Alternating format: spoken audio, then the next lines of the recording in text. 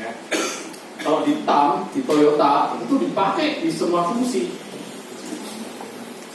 Finance pakai, corporate sustainability pakai, logistik pakai, dan seterusnya even sampai marketing.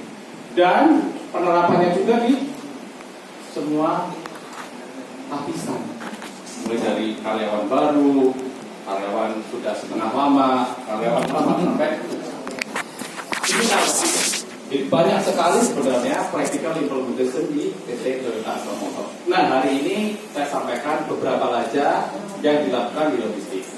Ya. Yang kedua, asumsi saya, Bapak Ibu sekalian, sudah sekitar 4-5-6 bulan gitu ya, diskusi ataupun belajar implementasi soal TBP ini, jadi harusnya paham lah secara prinsip. Nah, saya sentuh sisi-sisi lainnya aja.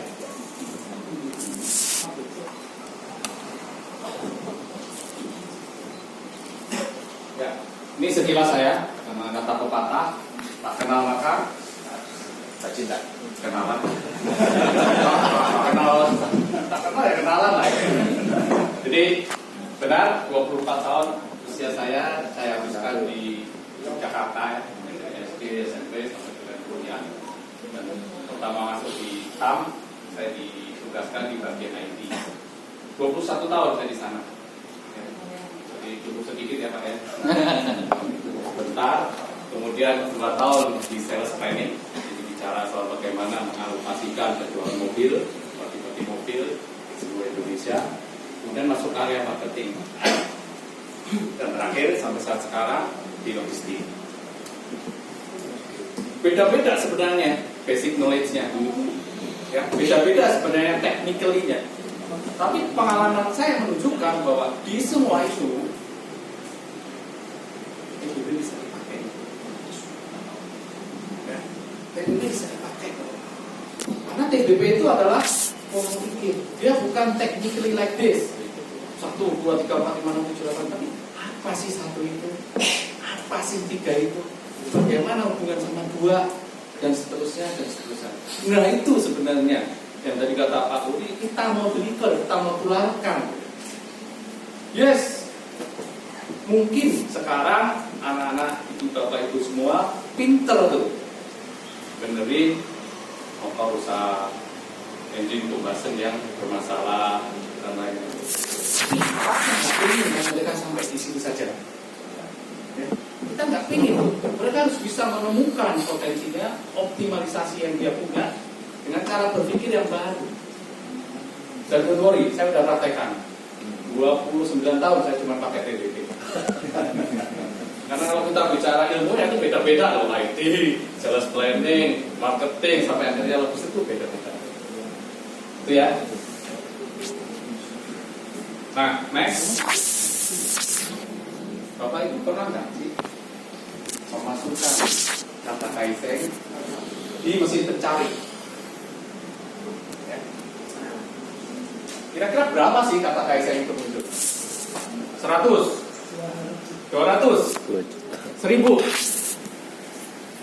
Kalau kita pakai Bing punya Microsoft itu sekitar 416.000 kata Kaizen. Tapi kalau kita pakai Google munculnya 3.500.000. Jadi ternyata kata Kaizen ini cukup viral. Banyak yang nulis. Quote-unquote, kita bisa banyak belajar sebenarnya dari situ. Dengan sistem Kaizen, baca banyak hal. Masalah knowledge, masalah akses ke pengetahuan, masalah akses ke ilmu, tidak kok. Ya, itu number 1. Nah, yang kedua saya kasih merah. Kaizen itu adalah salah satu dari sekian banyak Toyota core value, nilai dasar, nilai inti. Ya. Jadi buat Toyota tidak ada itu yang namanya proses yang sempurna. Selalu bisa ditanya, apakah bisa lebih bagus? Apakah bisa lebih murah? Apakah bisa lebih cepat?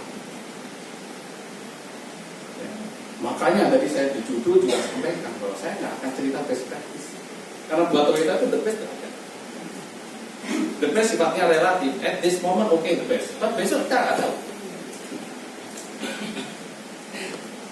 Gitu ya.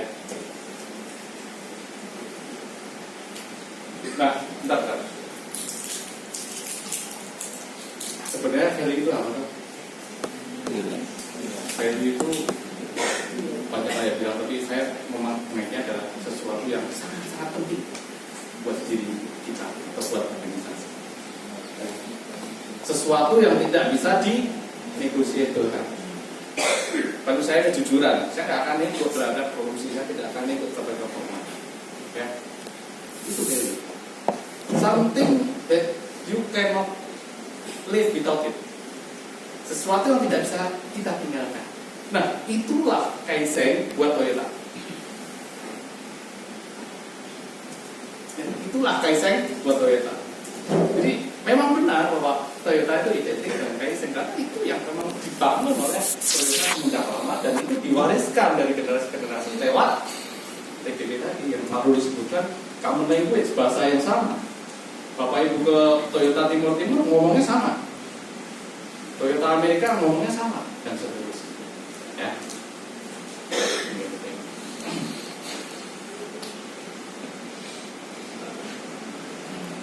Nah, fungsinya apa?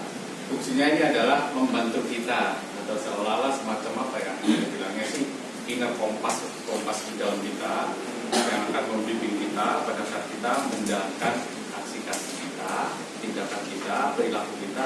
Untuk apa? Untuk mencapai misi kita. Next. Nah, misi kita apa sih? Kenapa sih Toyota ada? Kenapa sih SKN2 Damsari ini ada? Kenapa sih SKN XXX ini ada? Itulah misi. Dan itulah sebenarnya anchor-nya yang akan kita mendorong semua yang ada di bawah kita.